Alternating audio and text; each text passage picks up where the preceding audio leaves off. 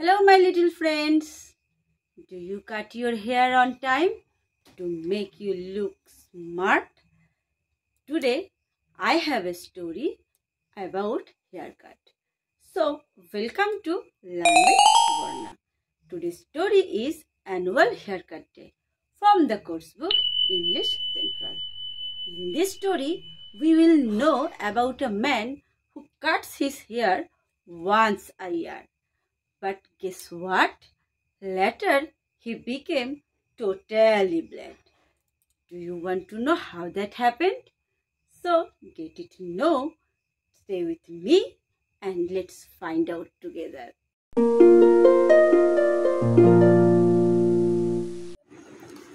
আজকে আমরা পড়ব chapter 10 annual haircut day.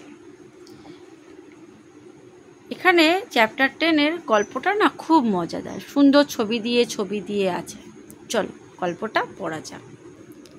It was the annual haircut day for Sringeri Srinivas. Sringeri শ্রীনিবাসের জন্য এটি ছিল বাৎসরিক হেয়ারকাট, মানে চুল কাটার দিন। সে বছরে একবারই চুল কাটত, তাই সেই দিনটা তার বাৎসরিক চুল কাটার দিন ছিল। Sringeri Srinivas left home as usual to go to the local barber. Sringeri Srinivas বাড়ি থেকে বেরিয়েছিল যে কাছাকাছি একটা নাপিতের কাছে যাওয়ার জন্য। But the barber said, "Today I have no time to cut such long hair." কিন্তু নাপিত বলল, আজকে আমার কাছে একদম সময় নেই এত বড় চুল কাটার জন্য। Feeling sad, Sringeri Srinivas went back home to ask his wife for help. মানে দুঃখ পেয়ে শৃঙ্গেরি শ্রীনিবাস বাড়ি ফিরে আসলো এবং তার বউকে বলল তাকে সাহায্য করার জন্য। But his wife said, "Today I have no time to cut such long hair." কিন্তু তার বউও বলল, আজকে আমার কাছে একদম সময় নেই এত লম্বা এত বড় চুল কেটে দেওয়ার জন্য। Feeling a little angry, Sringeri Srinivas went to his friend the tailor.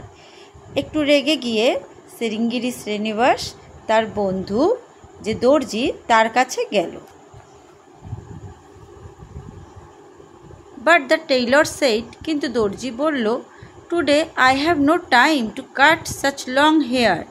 আজকে আমার কাছে একদম সময় নেই এত লম্বা চুল কাটার জন্য।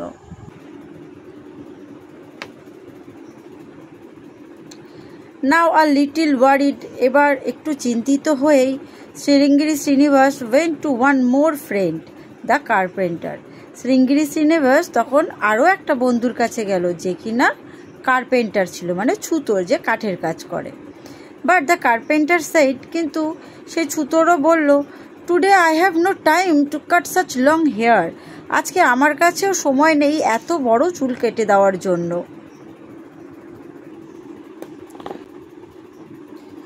Poor Sringeri Srinivas, বেচারা Sringeri Srinivas.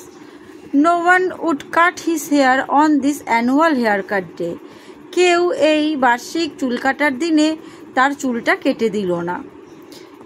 In tears, কান্নার সঙ্গে he walked off by himself past the village forest.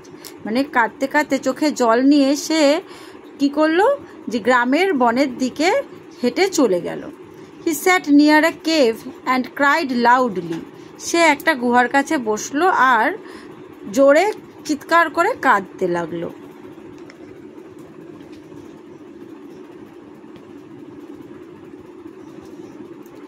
The day is nearly over. দিন প্রায় শেষ হয়ে আসতে চলল। How can I keep my promise to cut my hair? Oh God, help me. হে ভগবান, আমাকে সাহায্য করো। আমি কিভাবে আমার যে আমি প্রমিস করেছিলাম যে আমি চুল কাটবো সেই প্রমিসটা আমি কিভাবে রাখবো।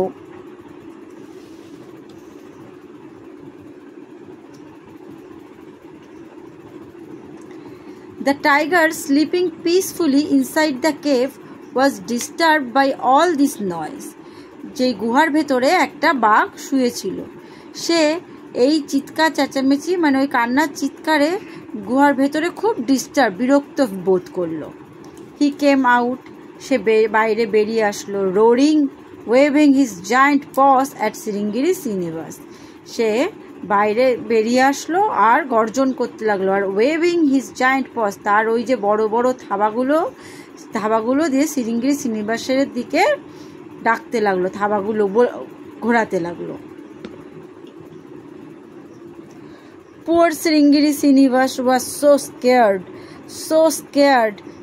scared that বেচারা শ্রীঙ্গিরি শ্রীনিবাস এত ভয় পেয়েছিল যে all the hair fell off his head, তার সমস্ত চুল মাথা থেকে ঝরে পড়ে গেল, মানে ভয়ে।